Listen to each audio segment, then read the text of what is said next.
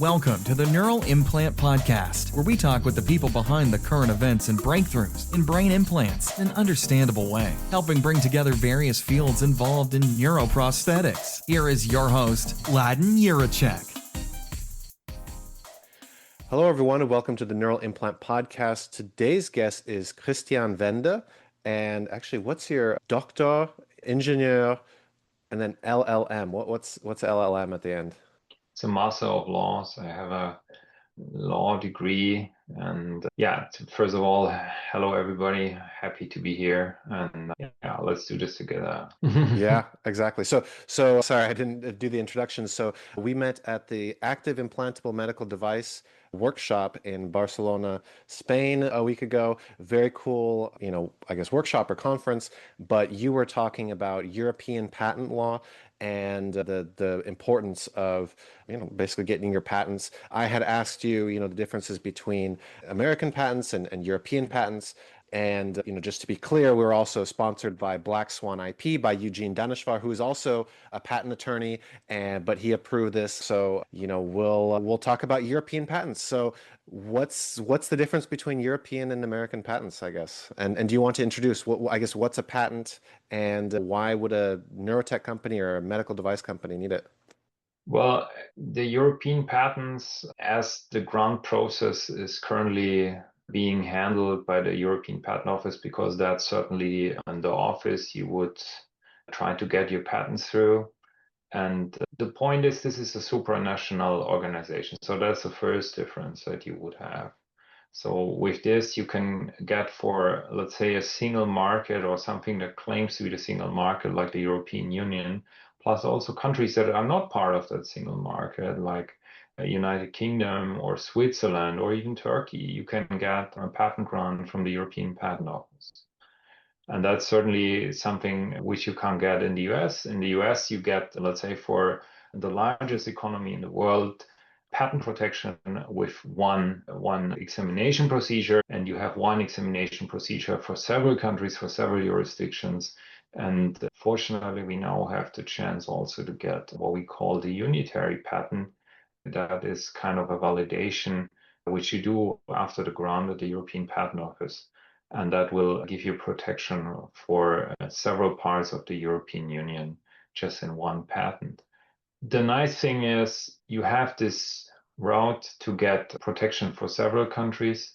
In terms of market size, I think the European Union still offers, or Europe, it's not only the European Union, Europe as such offers great opportunities to neurotech companies. It's still one of the largest medtech markets. So, and when you want to enter a market, you will need the monopoly rights. You will need the intellectual property protection. Otherwise, you can't be successful.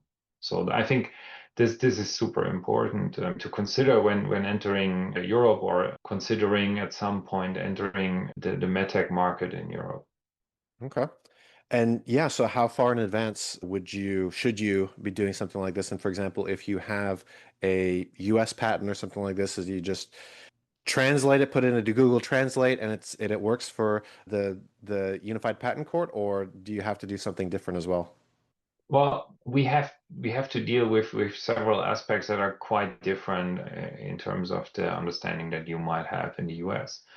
So, for example, methods for treatment of a patient or surgical methods cannot be protected. They are excluded from patentability. So you will have to adapt your claims in that sense. You may have, and you can have, and you should have product claims. So more or less they are almost the same like they are in the US. Then the next point is we do have, let's say, also slightly different understanding in terms of the case law, what is patent eligible subject matter. So there are also differences. And let's say if you are in your company not like equipped with super seasoned IP attorneys that handle examination matters in the neurotech field or in any medtech field on a daily basis, then you will certainly require and retain the counsel of people that did it before. And the best way to find these type of lawyers is ask people that successfully did it already. And then you will end up always with the same bunch of people Yeah, they will have to check whether they're already conflicted or not, because it's only a few, and then at some point you cannot handle conflicting requests. On the other hand, what I learned over more than 15 years in the profession now is everybody's super helpful.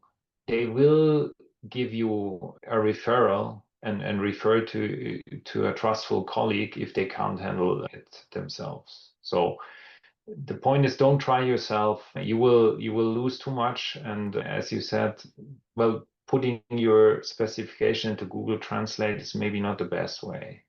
It's maybe a start. On the other hand, you can prosecute in English. You don't even have to do that one. Yeah. So have a wonderfully drafted specification from an experienced IP lawyer in the US. We can work it out. Based from that, we adapt it to the European standards, and you should be fine. Okay. Wow, yeah, that's very interesting. So, is there any other strategy differences for a startup or a medtech company, neurotech company between the US and Europe? I think when it comes at some point to enforcement, or that you anticipate a potential enforcement for the future, I think we are not so different in that sense. So even in the US, you will be told by your IP lawyers that you should have a continuation. So that's not just one bullet that you have to use when you go after someone who is infringing and trying to steal your market shares.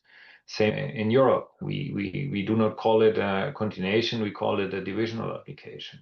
So the the crown jewel patents, as I would like to call them, yeah, the most important ones, the ones that really go to the core, the essence of what you're doing, basically addressing the unmet clinical need you're trying to target. Those patents are the ones that should not be just, okay, it's granted and that's it. Yeah. No, you should get to the grant, keep the grant, have it, but also have a divisional. So that means you can basically clone your patent rights again, and then you can play that number game that if there is an infringer at some point, you can go after him not only with one patent, but with several ones. And that is true everywhere in the world. And still, especially in neurotech, I think the most important market is definitely the US, but second comes Europe. That means you play the game more or less the same way. And then also the potential is quite high. And still the reimbursements are good in Europe. So that means it's a valuable market, it's a lucrative market. And when something's lucrative, you want to protect it. Yeah, exactly. And also the rule of law is strong, right? It's not like a theoretical thing. It's actually happening. So yeah, actually, do you want to talk about your background? How did you get into this? And I mean, we met at more of a medical device workshop, but do you do neurotech work as well? And yeah, so how did you get into this? Yeah, at the beginning, I basically studied mechanical engineering at Technical University of Munich, and there I was focusing and doing more detailed work in Medtech and microtech. And with that, at some point, I run into the spin-off team of Sapiens steering brain stimulation, which was acquired at some point by Medtronic. And then after this successful transaction, all these people that were around at some point came back to me with their European projects. And that's the way how I got a lot of work in the neurotech field. So I'm still active in a lot of neurotech work, maybe brain spinal cord interfaces, locomotion, Parkinson, onco, and well, it's a very small world. It's only a few people around that have a lot of experience in that type of IP field and tech field, and more or less everybody knows each other. And then basically, if referrals are needed, usually the same names will be dropped within in a sentence, and then you get the referral, and there's the next project, and yeah, that's how it is. Wow. Yeah, exactly. It is a very small field. I mean, there's only, I don't know, a few dozen companies or something like this, and so it doesn't need to support that many, patent lawyers and everything like this. You also have some experience. So you were doing your studies in Germany. You also did some work in Japan, I guess, right? And what does the education system look like for, somebody like you, if somebody wanted to do something similar in Europe? It's a lot of work, right? What's involved? Yeah. First of all, you must be qualified to enter a university. So a university of applied sciences is, at least at my time, it was not enough. Now it's just necessary to have a master's degree issued by a German university or similar. So once you have that master degree and you have the interest to work in let's say, in the interplay between laws and legal work and tech work, then this should be your playground. When you want to, or when you are, let's say, able to go after these long studies, and usually you have a PhD degree afterwards, like I did. So you already had, let's say, 7 to 10 years of university career up to your PhD. Then you still have to go for a training with a German patent attorney, which takes another 3 years. And then you would have to sit 2 exams. One is the state bar exam for German patent attorneys, and the other one is the European patent examination. European qualification examination, or the EQE, which is one of the hardest tests that you can sit. And at least in my experience, just to give you a number, only I think 25% of the German first sitters are able to pass this with the first attempt, which is quite low. And then now, to be qualified for the Unified Patent Court and do the representation there, you need another certificate. So, which means it's another year. And all in all, to get all the university degrees, including my master's degree in law, it took me 14 years.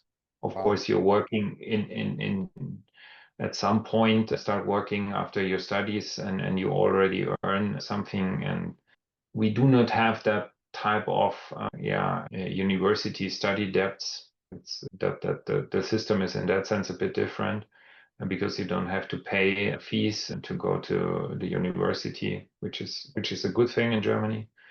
Yeah, but that's the way. And then if you want to become there or want to get there, it takes time. And then still, when you completed all this, then you realize you will still have to learn a lot, because you need to stay up to date with all the case law, with all the tech going on. So when I graduated and when I started to work in the neurotech field, everybody knew that you can stimulate with 4-ring electrodes, which is basically still standard for DBS. And then it started, okay, we could use thin film. Then you started steering electrical fields. At that time, it was kind of, let's say, remote to have people walking again, that you stimulate things. But the ideas were already there. And then you were able at some point, a few years later, that rodents, basically paraplegic rodents, could walk.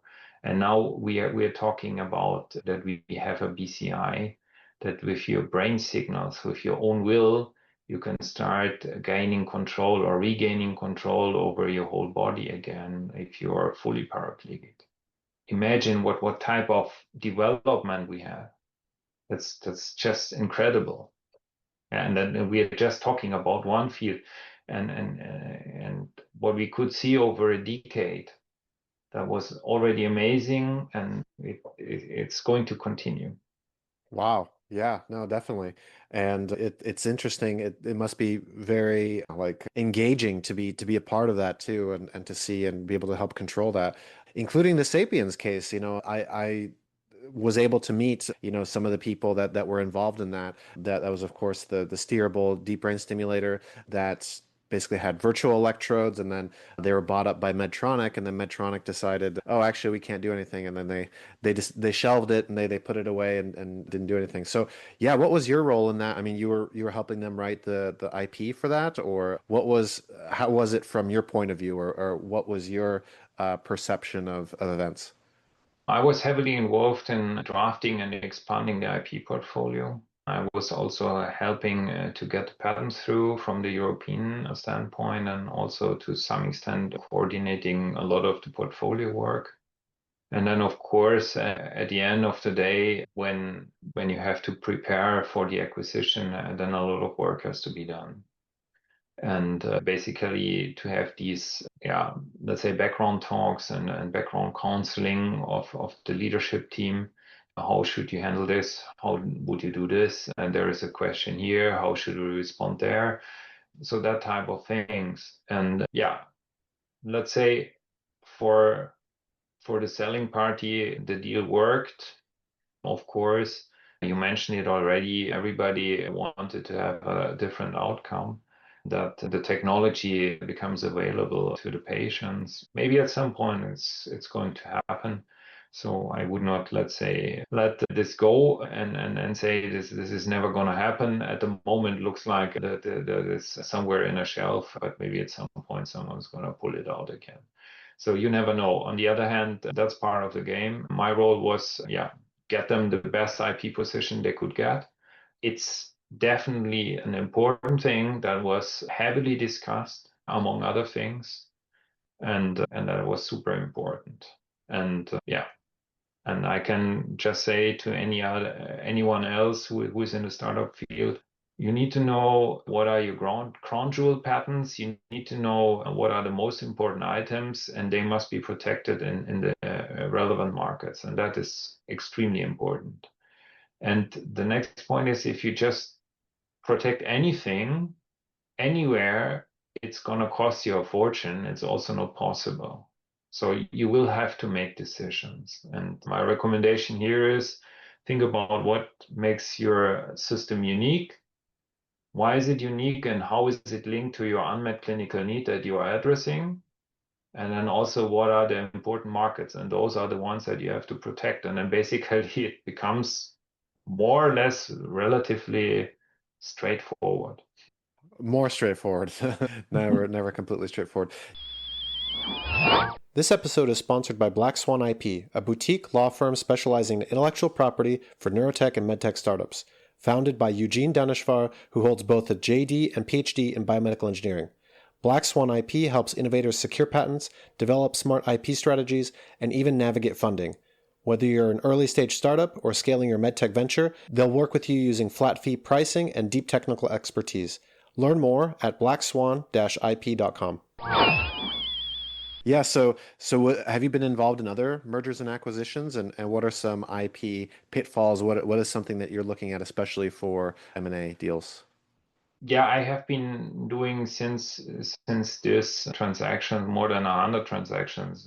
Maybe kind of a financing round or an IPO or a complete trade sale, acquisition, whatever, you name it. And at the end of the day, it's applying common sense.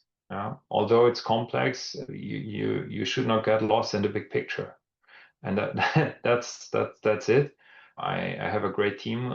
With them I can do these type of things. So they do the detailed work, prepare the things for me, and then I can, let's say, keep the eye on the big picture. And then one of the worst things we found out, and maybe this is an interesting story. So we went on site to have a review of the IP situation. I said, okay, and that type of FTO, you can only see yourself. We don't want to have it compromised, which I fully understand.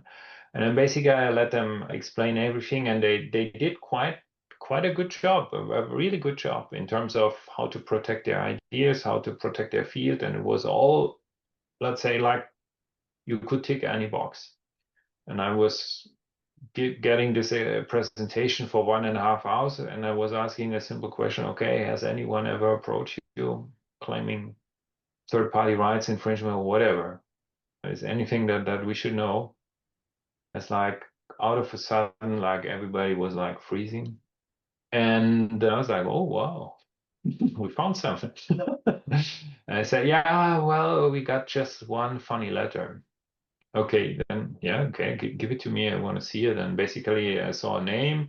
I saw basically an allegation that they said, okay, these IP rights that he claimed to have were important, and they should talk, and maybe they should license it, or to some sort they should have a deal. And then basically this name and these type of patents were mentioned in the 4 FTO documents I did over every once a year, several times. So it was quite clear they have an issue with him.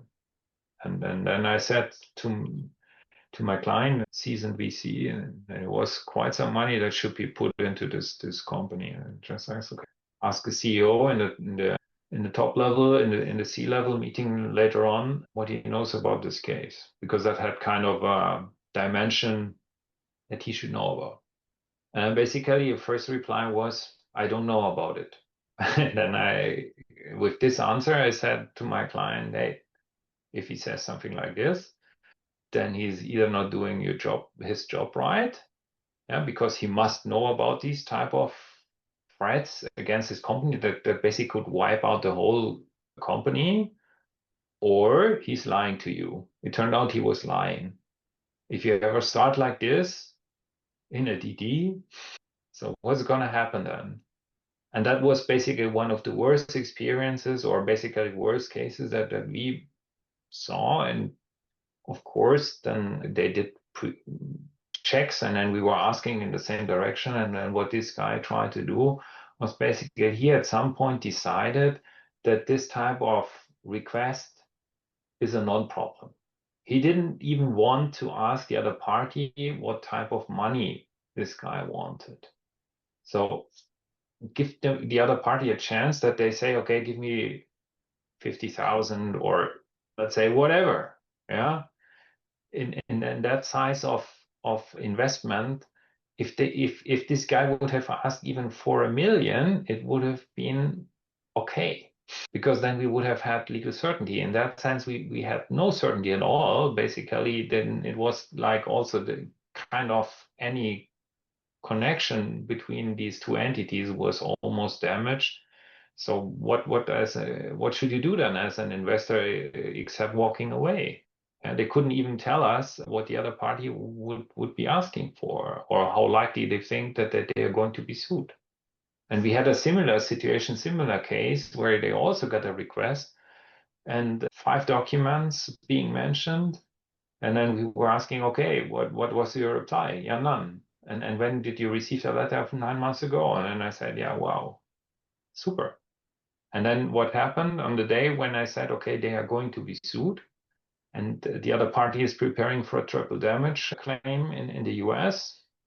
Then, of course, because it was a US case, then you team up with a US attorney, and the US attorney was watching or was just cross-checking the files and all the complaints that have been filed with the court. On exact the same day, 6 hours after I gave the debrief, the litigation letter was the court claim was filed in Delaware. So you gotta handle these type of things. If something comes in, you will have to deal with it, and you have to find out what is then a potential solution. Just lying about it or ignoring it, well, at least the type of investors I usually advise, they don't like it. They just don't like it. They have so many other opportunities. If this is popping up, it's almost a red flag. Wow. Crazy. Yeah, that so many millions of dollars, could be at stake for something like this, and you have to do the right thing. So Yeah. that's incredible. That's yeah, very Yeah, impactful. just to add, if let's say in your investment and they usually go in, let's say Series C stage or even later. So let's say their investment is, let's say 10 million, 15 million, 20 million, which is already a lot. And then it's kind of syndicate. But if US litigation starts, because then you're already on the market, you have FDA clearance, and that's the moment when you get sued.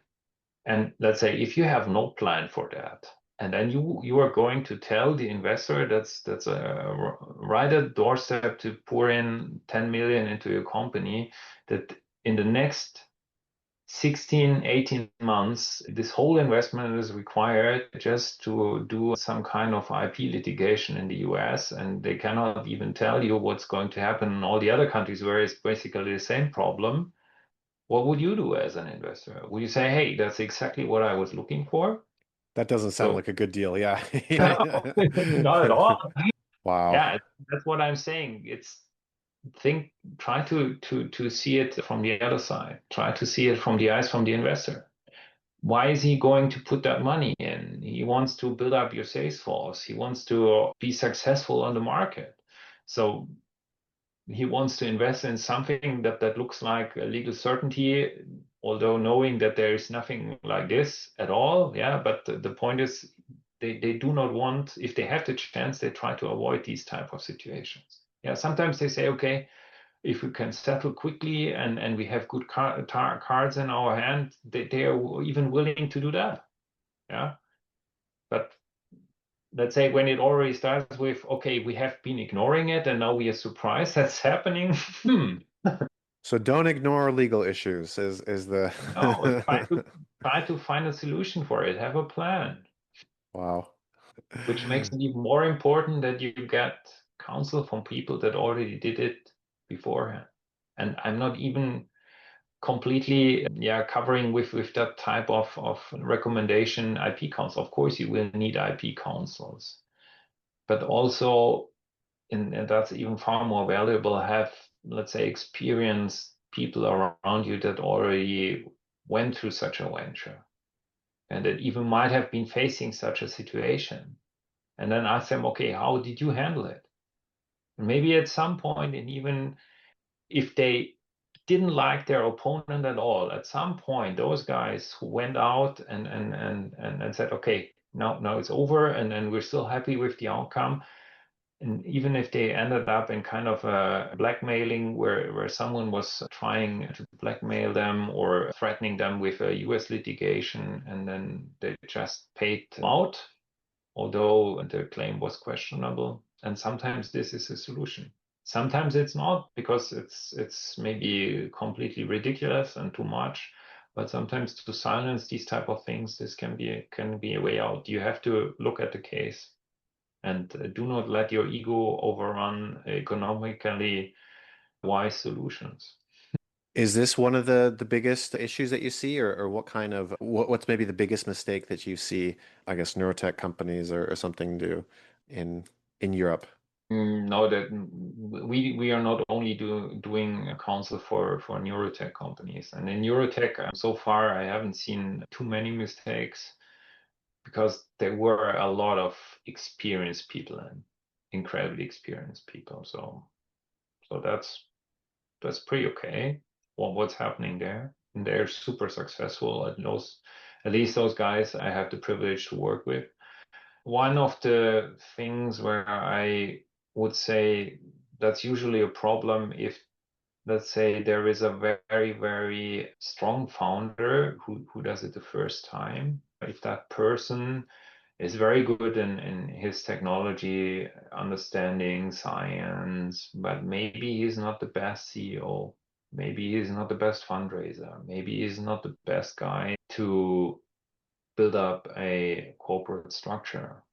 Still can be a great person, but the problem is they usually are not the ones that have the economics under control, or that have the idea of, okay, what do I have to leave out from my tech perspective and still have a running product that I can put on the market to come to terms. And that can almost kill a company. And that is something that I have seen several times, and that is one of the most crucial points. So another advice from things that I have seen when assisting companies is, at some point, even if you're one of the best scientists, you will have to give up the CEO seat and give it to someone else who has, let's say, the experience and did that before. And it's also important to have, let's say, if it has to be a big project, because it's difficult, it's hardware, and hardware is always hard, requires a lot of attention, money, endurance, and perseverance. And so you will need smart money, what we call smart money. That means you will need experienced investors that help you with that. They're not helping you with the money, they're helping with their network, they're helping with their counsels that they can bring in, and all that type of stuff. And that's all what you will need at some point. And if you don't have that, it basically puts your company at risk. Wow. Yeah, no, definitely having good counsel is important. And how do you Well, recognize that? how do you recognize that? Yeah, I would say at some point it's always the same people showing up in the projects. It's just like this. And what I recognize also is it's important to get connection to these type of ecosystems. So at some point they're all at the LSI, at the Medtech Innovator. They meet people on these type of conferences. They pitch there. They try to have the connections to the relevant opinion leaders in science and try to connect with these guys. And that's important. And then you will find them. Yeah. Medtech Strategist is also a great conference in Dublin. Yeah. If you come from Europe, that should be your conference. Yeah. Hmm. But then they have to be available too, right? Like they have to be there and available to help, right? Well, if you are there and you're just starting and there are so many other people and founders or let's say people that made it already through the first round and they're happy to help. And then that's a great thing about this community. A lot of people that were starting at some point got very valuable recommendation and counsel for free at the beginning in this ecosystem. And there is no such thing that people do not want to help. They help, and they really help with honest and clear messages, clear words, things that have proven to be effective. And then basically the longer you stay, and then at some point you make it over a certain level, and then there will be people coming behind you, and then basically this knowledge and experience is transferred, and that's a good thing. And that's happening in these type of things. Do not try to separate. Try to be in these type of ecosystems. Try to get the counsel. You will get it.